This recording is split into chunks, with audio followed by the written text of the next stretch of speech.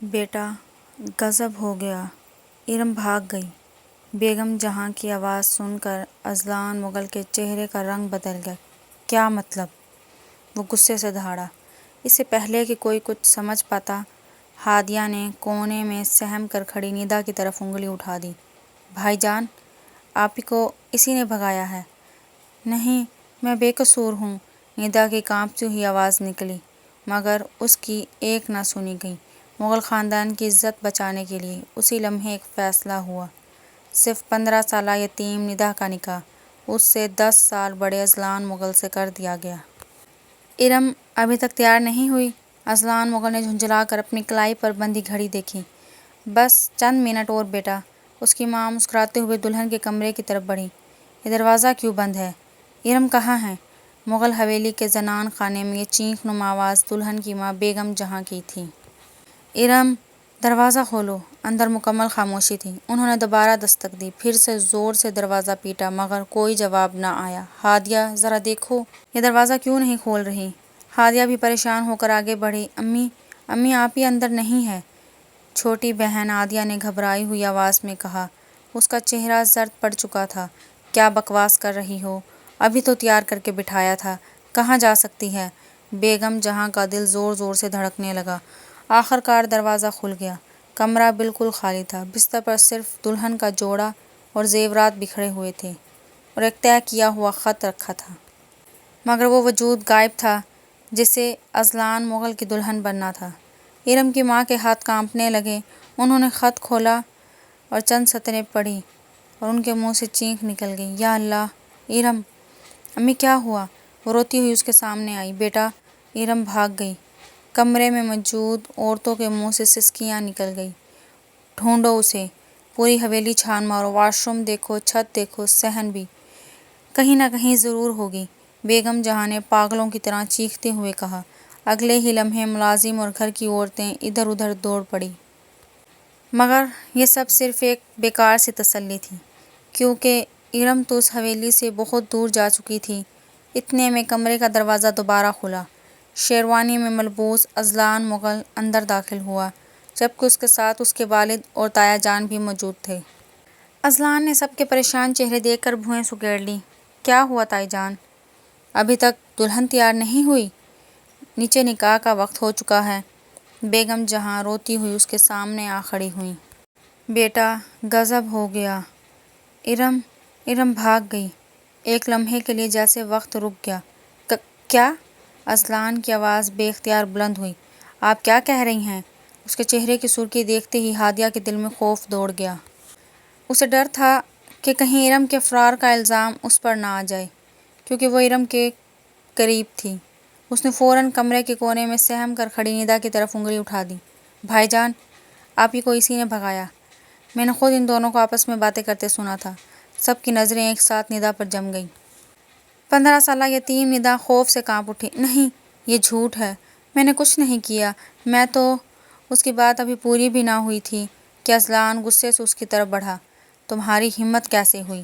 Azlan غصے سے دھاڑا۔ میری عزت کو مٹی میں ملا دیا تم نے۔ اگر میرے بس میں ہوتا تو اسی وقت میں تمہیں جان سے مار دیتا۔ خوف سے ندا کے قدم لڑکھڑا گئے، آنکھوں سے آنسو مسلسل بہہ رہے تھے۔ میں نے کچھ نہیں کیا، خدا کی قسم میں بے قصور ہوں۔ مگر اس حویلی میں اس کی فریاد سننے والا کوئی نہ تھا۔ یتیم ندا کی حیثیت اس گھر میں ہمیشہ ایک نوکرانی سے زیادہ کبھی نہ رہی تھی۔ آج بھی اس کی سچائی کسی کے لیے کوئی معنی نہیں رکھتی تھی۔ وہ بے بسی سے فرش پر بیٹھ گئی اور روتے ہوئے بار بار یہی کہتی رہی، میں ایسا نہیں کر سکتی، میں نے ارم باجی کو نہیں بھگایا۔ ایک ملازم گھبرایا ہوا اندر آیا۔ بڑے صاحب، مہمان پوچھ رہے ہیں نکاح شروع کروانا ہے یا… کمرے میں لمحے بھر کے لیے خاموشی چھا گئی، پھر تایا جان کی گونجدار آواز ابھری، نکاح آج ہی ہوگا۔ سب نے چونک کر ان کی طرف دیکھا۔ اگر آج بارات واپس چلی گئی تو مغل خاندان کی عزت خاک میں مل جائے گی۔ دلہن بدل جائے تو کوئی بات نہیں، مگر ہماری عزت نہیں بدلنی چاہیے۔ گھونگھٹ میں کون پہچانے گا کہ دلہن ارم نہیں ہے؟ اذلان بے یقینی سے اپنے باپ کو دیکھنے لگا۔ بابا جان، آپ کیا کہہ رہے ہیں؟ کس سے نکاح ہوگا؟ تایا جان نے فرش پر بیٹھی سسکتی ہوئی ندا کی طرف اشارہ کیا۔ اسی سے۔ آج اسی وقت تمہارا نکاح ندا کے ساتھ ہوگا۔ ناممکن، اذلان کی آواز بلند ہوئی۔ میں اس لڑکی سے نکاح نہیں کر سکتا جس نے میری عزت پر داغ لگایا ہے۔ یہی اس کی سزا ہے، تایا جان نے دو ٹوک لہجے میں کہا۔ اس کی وجہ سے ہماری عزت پر حرف آیا ہے تو اب یہی ہماری عزت بچائے گی۔ ارم کی ماں نے نم آنکھوں سے سر جھکا لیا۔ بیٹی کے غم نے انہیں توڑ دیا تھا، مگر خاندان کی عزت کے سامنے ان کے پاس خاموش رہنے کے سوا کوئی راستہ نہ تھا۔ اسے تیار کرو، تایا جان نے حکم دیا۔ ہادیہ اور اس کی ماں نے روتی کانپتی ندا کو بازوؤں سے پکڑ کر اٹھایا۔ چند ہی لمحوں بعد اس کے جسم پر وہی عروسی جوڑا سجا دیا گیا جو ارم کے لیے تیار کیا گیا تھا۔ کچھ دیر بعد ندا کو دلہن بنا کر اذلان کے برابر بٹھا دیا گیا۔ نکاح خواہ نے سوال کیا، ندا بنتے، کیا آپ کو یہ نکاح قبول ہے؟ ندا کے ہونٹ کانپنے لگے، آنسو گھونگھٹ کے اندر ٹپکنے لگے تھے۔ اسی لمحے اذلان نے جھک کر اتنی آہستہ آواز میں کہا کہ صرف ندا ہی سن سکی، اگر انکار کیا تو اس کے نتائج تم خود بھگتو گی۔ ندا نے آنکھیں بند کر لی۔ قبول ہے۔ اس ایک جملے کے ساتھ اس کی ساری زندگی بدل گئی۔ کچھ ہی دیر پہلے جس مغل حویلی میں شہنائیاں گونج رہی تھیں، وہاں اب ایک عجیب سا سناٹا چھا گیا تھا۔ نہ کسی نے خوشی منائی اور نہ کوئی رسم ادا ہوئی۔ مہمان خاموشی سے کھانا کھا کر رخصت ہو گئے اور نئی دلہن ندا کو خاموشی سے رات کے 2 بجے اذلان کے کمرے میں دھکیل دیا گیا، جہاں اسے اپنی قسمت کے اگلے فیصلے کا انتظار تھا۔ یہ وہی کمرہ تھا جسے ارم کے لیے سجایا گیا تھا۔ گلاب اور موتیے کے پھولوں کی خوشبو ندا کا دم گھونٹ رہی تھی۔ وہ بیڈ کے کونے پر سمٹی بیٹھی تھی، اس کا پورا جسم کانپ رہا تھا۔ وہ جانتی تھی کہ یہ عام شادی نہیں ہے، یہ ایک سزا ہے، ایک انتقام ہے۔ اذلان سے 10 سال چھوٹی ندا، جس نے ابھی زندگی کے خواب دیکھنا شروع کیے تھے، آج اپنی قسمت پر ماتم کرنا تھی۔ اس کے ذہن میں بار بار اذلان کا وہ ہیبت ناک چہرہ آ رہا تھا جب اس نے اس کا بازو مروڑا تھا۔ وہ سوچ رہی تھی کہ کیا اذلان اس کی بات سنے گا، کیا وہ یقین کرے گا کہ وہ بے گناہ ہے؟ لیکن دل کے کسی کونے سے آواز آئی، مغل حویلی کے مرد دلیل نہیں سنتے، صرف فیصلہ سناتے ہیں۔ گھڑی کی ٹک ٹک اس کے خوف میں اضافہ کر رہی تھی۔ اچانک دروازے کے ہینڈل کے گھومنے کی آواز آئی۔ ندا کا سانس رک گیا۔ اس نے گھٹنوں میں سر دے لیا اور خود کو مزید سکیڑ لیا۔ دروازہ کھلا اور اذلان غصے سے اندر آیا۔ اس نے دروازہ زور سے بند کیا اور لاک کر دیا۔ اس کے قدموں کی چاپ سیدھی ندا کی طرف آ رہی تھی۔ وہ بیڈ کے قریب آ کر رکا۔ ندا نے ڈرتے ڈرتے سر اٹھا کر دیکھا۔ ندا کی آنکھوں میں وہی وحشت، وہی نفرت۔ اس نے شیروانی کے بٹن کھولتے ہوئے ندا کو ایسے دیکھا جیسے وہ کوئی انسان نہیں بلکہ کوئی حقیر شے ہو۔ اس کے جبڑے بھینچے ہوئے تھے۔ اس نے ایک جھٹکے سے ندا کا گھونگھٹ الٹا اور اس کی تھوڑی کو سختی سے پکڑ کر چہرہ اوپر کیا۔ ندا کی آنکھوں سے آنسو جاری تھے، لیکن اذلان کے چہرے پر رحم کا شائبہ تک نہ تھا۔ اذلان نے دانت پیس کر اس کے چہرے کے قریب جھکتے ہوئے کہا، تمہیں کیا لگا تھا ندا؟ اذلان نے دانت پیستے ہوئے اس کے چہرے کے بالکل قریب آ کر کہا۔ اس کی گرم اور غصیلی سانسیں ندا کے چہرے سے ٹکرا رہی تھیں۔ تم اور تمہاری وہ بہن مل کر مجھے دھوکہ دیں گے، میری عزت کا تماشا بنائیں گی اور میں چپ چاپ دیکھتا رہوں گا؟ نہیں اذلان بھائی، قسم لے لیں، مجھے کچھ نہیں پتا۔ ندا نے لرزتے ہاتھوں سے اس کی کلائی پکڑ کر اپنا چہرہ چھڑوانے کی کوشش کی، لیکن اذلان کی گرفت لوہے کی طرح مضبوط تھی۔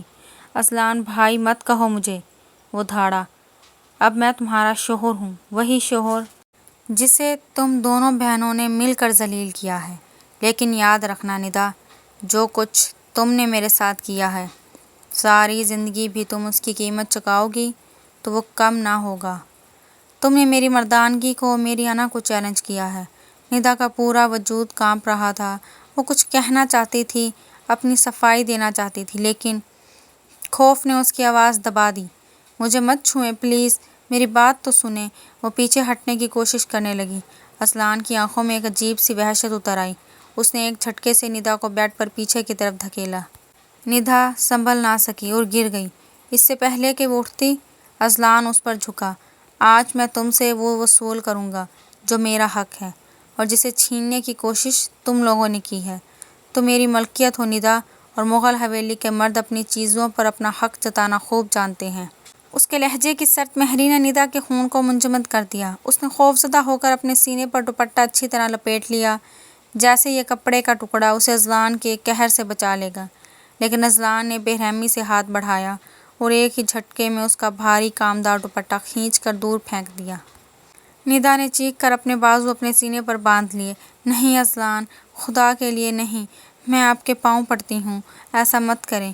وہ بلک بلک کر رونے لگی۔ اس کی آنکھوں سے نکلنے والے آنسو اس کے کاجل کو بہا رہے تھے، لیکن اذلان کے دل میں رحم کی کوئی گنجائش نہیں تھی۔ یہ ڈرامے بند کرو۔ اذلان نے اس کی کلائیاں پکڑ کر بستر کے ساتھ لگا دیں۔ تمہارے یہ مگرمچھ کے آنسو مجھے پگھلا نہیں سکتے۔ تم نے مجھے درد دیا ہے اور اب درد سہنے کی باری تمہاری ہے۔ ندا چیختی رہی، منتیں کرتی رہی، اپنی بے گناہی کی قسمیں کھاتی رہی کہ اسے ارم کے بھاگنے کا علم نہیں تھا، لیکن اذلان بہرا ہو چکا تھا۔ اس پر صرف انتقام کا بھوت سوار تھا۔ وہ اسے اپنی بیوی نہیں بلکہ ایک مجرم سمجھ رہا تھا جسے سزا دینا اس کا فرض تھا۔ کمرے کی دیواریں ندا کی سسکیوں اور اذلان کی بھاری سانسوں کی گواہ بن گئی۔ اس رات محبت کا کوئی لمحہ نہیں تھا، صرف جبر تھا۔ اذلان نے اس کی مرضی کے خلاف اس کی روح کو کچلتے ہوئے اپنا وہ حق وصول کیا جو نکاح نے اسے دیا تھا، لیکن جس کی اجازت ندا کا دل نہیں دے رہا تھا۔ اس نے ندا کے وجود کو مسل کر رکھ دیا، محض یہ ثابت کرنے کے لیے کہ وہ حاکم ہے اور ندا محکوم۔ کچھ دیر بعد جب خاموشی چھا گئی، ہادیہ بستر پر سمٹی ہوئی بے آواز رو رہی تھی۔ اس کا وجود دکھ رہا تھا، لیکن روح کا زخم اس سے کہیں زیادہ گہرا تھا۔ اسے لگا جیسے وہ میلی ہو گئی ہے، جیسے اس کی عزت نفس کا جنازہ نکل گیا ہو۔ اذلان، وہ بستر سے اٹھا۔ اس نے بے نیازی سے اپنے کپڑے درست کیے۔ اس کے چہرے پر اب بھی وہی سختی تھی، کوئی پچھتاوا نہیں تھا، نہ کوئی نرمی تھی۔ اس نے مڑ کر بستر پر پڑی ہوئی ٹوٹی پھوٹی ندا کو دیکھا۔ اٹھو یہاں سے، اس نے سرد لہجے میں حکم دیا۔ ندا نے چونک کر اسے دیکھا۔ اس کی آنکھیں سوجی ہوئی تھیں۔ مجھے اپنی نظروں کے سامنے تمہارا منحوس چہرہ نہیں چاہیے۔ یہ بیڈ میرے سونے کے لیے ہے۔ اس نے کمرے میں رکھے صوفے کی طرف انگلی سے اشارہ کیا۔ تمہاری جگہ وہاں ہے، اس صوفے پر، اور خبردار، جو صبح میرے جاگنے سے پہلے تم نے کوئی آواز بھی نکالی۔ ندا کے پاس بحث کرنے کی ہمت نہیں تھی۔ وہ بمشکل اٹھی، اپنے پھٹے ہوئے کپڑوں کو سمیٹا اور لڑکھڑاتے قدموں کے ساتھ صوفے کی طرف بڑھی۔ اس نے زمین سے اپنا دوپٹہ اٹھایا اور خود کو اس میں چھپا لیا۔ صوفے پر لیٹتے ہی اس کا ضبط ٹوٹ گیا۔ اس نے اپنے منہ پر ہاتھ رکھ لیا تاکہ رونے کی آواز باہر نہ نکلے، ورنہ اذلان مزید غضبناک ہو جاتا۔ وہ اندھیرے میں چھت کو گھورتے ہوئے اپنی قسمت پر ماتم کرنے لگی۔ آنسوؤں کی دھند میں اسے اپنا ماضی یاد آنے لگا۔ 10 سال پرانی بات تھی۔ ماں باپ کے ایک حادثے میں بچھڑ جانے کے بعد ندا کی زندگی جیسے وہیں رک گئی تھی۔ مغل حویلی اس کا گھر تو تھا، مگر اپنا کوئی نہ تھا۔ تائی جان صبح سے شام تک اسے کام پر لگائے رکھتیں۔ ندا، برتن دھو دو، صحن صاف کر دو۔ ندا، کپڑے استری ہوئے یا نہیں؟ گھر کے سارے کام جیسے صرف اس کی ذمہ داری تھی۔ ارم اور ہادیہ بھی اسے کبھی اپنے برابر نہیں بٹھاتی تھی۔ ان کے لیے ندا کسی کزن سے زیادہ ایک ملازمہ تھی، اور ندا بھی خاموشی سے ہر حکم مان لیتی۔ اذلان مغل خاندان کا سب سے لاڈلا، روبدار اور مغرور بیٹا تھا۔ اس کی ایک تیز نظر ہی ندا کو سہم جانے کے لیے کافی ہوتی تھی۔ وہ جب بھی سامنے آتا، کسی نہ کسی بات پر اسے حکم دے دیتا، اور ندا خاموشی سے سر جھکا کر اس کی ہر بات مان لیتی۔ دل ہی دل میں وہ اس کی شخصیت سے متاثر ضرور تھی، مگر اپنی حیثیت خوب جانتی تھی، اس لیے کبھی اپنی نظریں یا اپنے جذبات زبان تک نہ آنے دیے۔ اس کے دل میں صرف ایک ہی خواب پلتا تھا، پڑھنا اور کامیاب ہونا، اور ایک دن ہمیشہ کے لیے اس حویلی سے نکل جانا۔ جب اس نے میٹرک اچھے نمبروں سے پاس کیا تھا تو اسے امید تھی کہ شاید آج کوئی اس کی پیٹھ تھپ تھپائے گا، اسے مبارکباد دے گا، مگر ایسا کچھ نہ ہوا۔ اس کی کامیابی بھی اس حویلی کی دیواروں میں دب کر رہ گئی۔ پھر بھی اس نے ہمت نہیں ہاری۔ وہ سوچتی تھی کہ سیکنڈ ایئر کے بعد کسی اچھے کالج میں داخلہ لے گی، اعلیٰ تعلیم حاصل کرے گی اور اپنے پاؤں پر کھڑی ہوگی، اور ایک دن اسی مغل حویلی کو ہمیشہ کے لیے چھوڑ دے گی۔ مگر آج ایک زبردستی کے نکاح نے اس کے سارے خواب، ساری امیدیں اور اس کی پوری زندگی ایک ہی لمحے میں بدل کر رکھ دی تھی۔ اسے یوں محسوس ہو رہا تھا جیسے اس کے ہاتھوں سے کتابیں چھین کر قسمت نے اس کے ہاتھ میں نکاح نامہ تھما دیا ہو۔ ندا کی آنکھ لگی ہی کب تھی، آنسو کا ایک گرم قطرہ اس کے ہاتھ کی پشت پر گرا تو وہ چونک کر اٹھ بیٹھی۔ صبح ہو چکی تھی، سورج کی پہلی کرن کھڑکی سے ہوتی ہوئی کمرے میں پھیل رہی تھی۔ یہ صبح بہت خوبصورت تھی، مگر ندا کے لیے کسی ڈراؤنے خواب سے کم نہیں۔ اس نے دھیرے سے نظریں اٹھائی۔ بستر پر اذلان مغل گہری نیند میں سو رہا تھا، جیسے کہ گزشتہ رات کچھ ہوا ہی نہ ہو۔ ایک لمحے کو ندا کی نظریں اس کے چہرے پر ٹھہر گئیں۔ یہی وہ شخص تھا جسے وہ کبھی دور سے عزت اور خاموش پسندیدگی کی نگاہ سے دیکھا کرتی تھی، مگر آج وہی اس کی زندگی کا سب سے بڑا خوف بن چکا تھا۔ اس نے فوراً نظریں جھکا لیں۔ وہ جانتی تھی کہ اصل آزمائش تو اب شروع ہونے والی ہے۔ چند ہی لمحوں بعد اسے حویلی کے ہر فرد کا سامنا کرنا تھا، ان نفرت بھری نگاہوں کا، ان تلخ طعنوں کا اور ان الزامات کا جو شاید ساری عمر اس کا پیچھا نہ چھوڑتے۔ یہ سوچتے ہی اس کا دل بری طرح کانپ اٹھا۔ وہ صوفے سے نیچے اتری، گھٹنوں میں چہرہ چھپا کر بیٹھ گئی اور آہستہ آہستہ سسکیاں لینے لگی۔ یا اللہ، اگر میری قسمت میں یہی آزمائش لکھی ہے تو مجھے اسے برداشت کرنے کا حوصلہ عطا فرما۔ اگر مجھ سے یہ بوجھ نہیں اٹھایا جائے گا تو مجھے اپنے پاس بلا لے۔ دعا کے بعد بھی اس کے آنسو نہیں رکے۔ اسے معلوم نہیں تھا کہ اس کی زندگی کی یہ نئی صبح اس کے لیے کون سا نیا امتحان لے کر آنے والی ہے۔ ان کے نکاح کو چند ہفتے گزر چکے تھے، مگر مغل حویلی میں کچھ بھی نہیں بدلا تھا۔ سورج آج بھی ہر روز کی طرح طلوع ہوا، ملازم اپنے اپنے کام میں مصروف ہو جاتے، اور پوری حویلی میں آج بھی بیگم جہاں کا ہی حکم چلتا تھا۔ اگر کچھ بدلا تھا تو وہ صرف ندا کی زندگی تھی، اور وہ بھی پہلے سے کہیں زیادہ اذیت ناک ہو چکی تھی۔ صبح اذان سے پہلے اٹھنا، پورے گھر کے لیے ناشتہ تیار کرنا، پھر باورچی خانے سے لے کر حویلی کے دوسرے کاموں تک ہر ذمہ داری اس کے کندھوں پر تھی۔ اس سب کے باوجود اس کے حصے میں صرف تائی جان کے طعنے، ڈانٹ اور بے رخی آتی۔ اذلان کے ہر کام کا بھی وہ خود خیال رکھتی، اس کے کپڑے نکالنا، ناشتے کی میز سجانا، کمرہ درست کرنا۔ وہ بیوی کے سارے فرض نبھا رہی تھی، مگر اذلان کے دل میں اس کے لیے محبت تو دور، ہمدردی کا ایک ذرہ بھی نہ تھا۔ وہ آج بھی اسے اسی حقارت بھری نگاہوں سے دیکھتا، جیسے وہ اس کی بیوی نہیں بلکہ صرف ایک ذمہ داری یا اس کی جاگیر ہو۔ ان چند ہفتوں میں ندا کی زندگی میں صرف ایک تبدیلی آئی تھی۔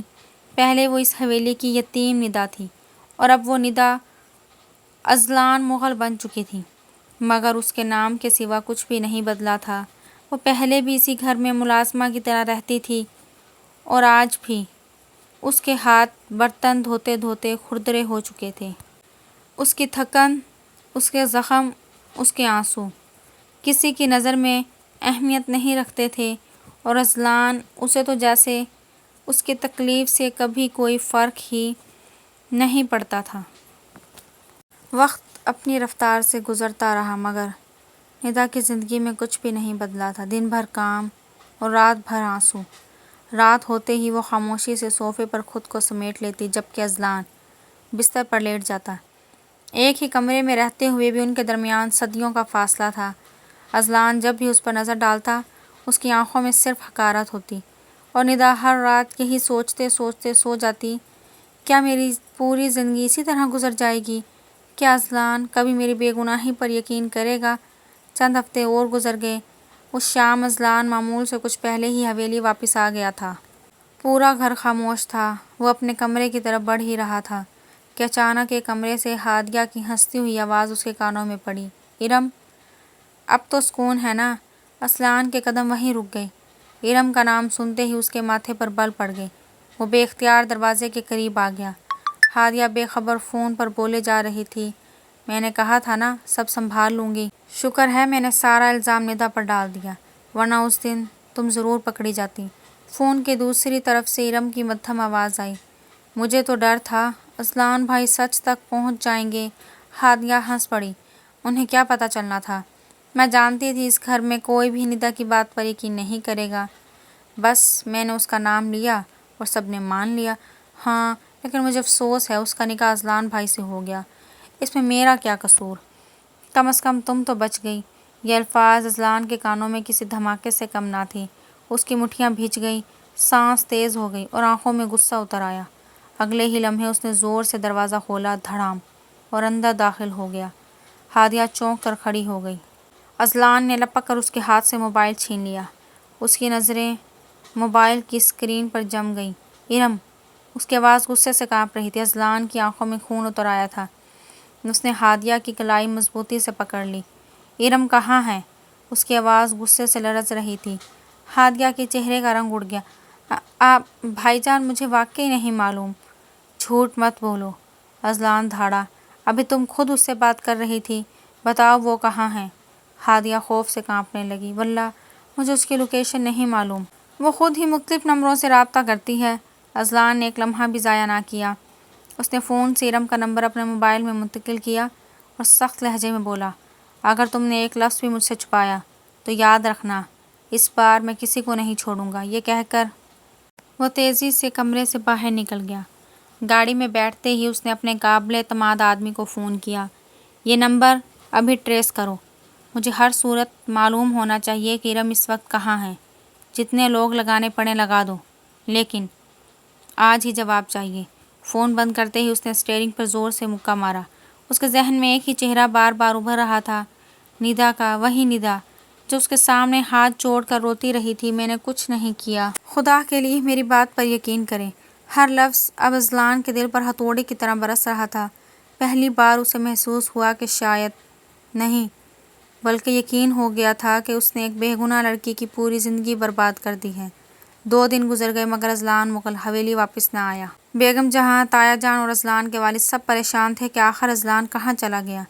دوسری طرف ہادیہ نے خود کو کمرے میں بند کر لیا تھا۔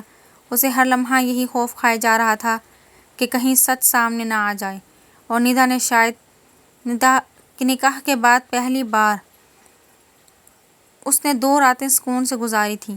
نہ کسی کی دھمکی، نہ اذلان کی نفرت بھری نظریں، لیکن اس کے دل میں ایک عجیب سی بے چینی بھی تھی۔ آخر اذلان گئے کہاں ہیں؟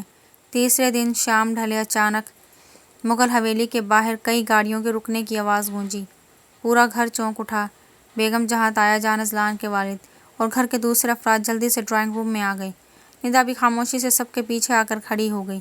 اگلے ہی لمحے دروازہ زور سے کھلا اور اذلان اندر داخل ہوا۔ اس کے ساتھ ایک لڑکی تھی جس کی کلائی اس نے مضبوطی سے پکڑی ہوئی تھی۔ ارم! بیگم جہاں کے منہ سے بے اختیار چینخ نکلی۔ میری بیٹی! وہ آگے بڑھی ہی تھی کہ اذلان کی گرجدار آواز گونجی، رک جائیے! پورا حال خاموش ہو گیا۔ اذلان نے ارم کو تقریباً دھکیلتے ہوئے تایا جان کے سامنے کھڑا کر دیا۔ یہ رہی آپ کی بیٹی جس نے مغل خاندان کی عزت کو مٹی میں ملا دیا تھا۔ ارم نے جھٹکے سے اپنا بازو چھڑایا۔ اس کی آنکھوں میں بھی غصہ بھرا ہوا تھا۔ ہاں، میں بھاگی تھی۔ سب حیرت سے اسے دیکھنے لگے کیونکہ میں شادی کے لیے تیار نہیں تھی۔ اس نے اپنے باپ کی طرف دیکھ کر کہا، آپ لوگوں نے ایک بار بھی مجھ سے نہیں پوچھا کہ میں کیا چاہتی ہوں۔ آپ نے بس فیصلہ سنایا اور مجھے قبول کرنا تھا۔ میں اس حویلی میں قید ہو کر نہیں رہنا چاہتی تھی اور اذلان سے شادی میں ہرگز نہیں کرنا چاہتی تھی۔ بیگم جہاں کی آنکھوں سے آنسو بہنے لگے۔ تایا جان غصے سے کانپ رہے تھے۔ اذلان نے سرد لہجے میں کہا، تایا جان، آپ کی بیٹی آپ کے سامنے ہے۔ اسے واپس لانا میرا کام تھا تو میں لے آیا۔ اب اس کے ساتھ کیا کرنا ہے یہ فیصلہ آپ کریں۔ یہ کہہ کر وہ مڑا۔ ایک لمحے کے لیے اس کی نظر ندا پر پڑی۔ ندا کے دل میں امید جاگی، شاید آج وہ میری بے گناہی کا اعتراف کرے گا۔ مگر اذلان بغیر کچھ کہے، بغیر ایک لفظ بولے، سیڑھیاں چڑھتا ہوا اپنے کمرے کی طرف چلا گیا۔ ندا کی امید ایک بار پھر خاموشی سے ٹوٹ گئی۔ اسے محسوس ہوا شاید سچ سامنے آ جانے کے باوجود بھی اس کے نصیب میں ابھی بھی سکون نہیں لکھا گیا۔ اس رات ندا حسب معمول کمرے میں داخل ہوئی اور خاموشی سے صوفے کی طرف بڑھ گئی، کیونکہ نکاح کے بعد سے وہ ہر رات وہیں سوتی تھی۔ اسی لمحے ڈریسنگ روم کا دروازہ کھلا اور اذلان باہر آیا۔ اس نے چند لمحے ندا کو دیکھا، پھر آہستہ سے بولا، ندا، آج صوفے پر نہیں، بستر پر سو جاؤ۔ ندا نے حیرت سے اس کی طرف دیکھا۔ جی؟ میں آج اسٹڈی روم میں سو جاؤں گا، مجھے کچھ کام ہے۔ اتنا کہہ کر وہ وہاں سے چلا گیا۔ یہ پہلا موقع تھا جب اذلان نے اسے نرم لہجے میں بات کی تھی۔ ندا دیر تک اس جگہ کھڑی رہی جیسے اسے یقین ہی نہ آ رہا ہو۔ وقت آہستہ آہستہ گزرنے لگا۔ اذلان کے رویے میں واضح تبدیلی آنے لگی تھی۔ وہ ندا سے معافی تو لفظوں میں نہ مانگ سکا مگر اپنے ہر عمل سے اپنی غلطی کا احساس دلانے لگا تھا۔ اب اگر گھر میں کوئی ندا پر بلا وجہ آواز بلند کرتا تو اذلان فوراً ٹوک دیتا، ندا اب اس گھر کی بہو ہے تو اس سے اسی حیثیت سے بات کی جائے۔ ہادیہ بھی خاموش رہنے لگی تھی کیونکہ اذلان اسے پہلے ہی سختی سے خبردار کر چکا تھا۔ اگر آج کے بعد ندا کی آنکھ میں تمہاری وجہ سے ایک بھی آنسو آیا تو یاد رکھنا مجھ سے برا کوئی نہیں ہوگا۔ آہستہ آہستہ ندا کی زندگی میں وہ سکون واپس آنے لگا جس کی وہ برسوں سے منتظر تھی۔ اسی دوران ارم کو مغل خاندان کے فیصلے کے مطابق سزا دی گئی۔ اسے حویلی کے ایک الگ حصے میں نظر بند کر دیا گیا تاکہ وہ اپنے کیے پر غور کرے۔ وہاں ہر روز وہ اپنی ضد اور فیصلوں پر پچھتاتی رہی مگر وقت واپس نہیں آ سکتا تھا۔ کچھ مہینے بعد ایک صبح ندا آنگن میں بیٹھی اپنی کتابیں دیکھ رہی تھی۔ اذلان اس کے پاس آیا اور اس کے سامنے ایک فائل رکھ دی۔ ندا نے حیرانی سے اسے کھولا۔ وہ ایک معروف کالج کا داخلہ فارم تھا۔ تمہارا خواب ادھورا نہیں رہے گا ندا، اذلان نے پہلی بار مسکرا کر کہا۔ تم اپنی پڑھائی مکمل کرو گی اور میں ہر قدم پر تمہارا ساتھ دوں گا۔ ندا کی آنکھوں سے خوشی کے آنسو بہہ نکلے اور وہ اذلان کے سینے سے لگ گئی۔ آپ اتنے اچھے کیوں ہیں اذلان؟ میں تمہیں اس حویلی سے جانے نہیں دے سکتا کیونکہ تم میری زندگی ہو، لیکن تمہارے خواب پورے کرنے میں تمہارا ساتھ ضرور دے سکتا ہوں۔ جس لڑکی نے کبھی اس حویلی سے آزاد ہونے کا خواب دیکھا تھا آج وہ اسی حویلی میں عزت، محبت اور اپنے خوابوں کے ساتھ کھڑی تھی۔ کبھی یہ نکاح اس کے لیے سزا تھا مگر وقت نے اسی سزا کو اس کی سب سے بڑی خوشی میں بدل دیا۔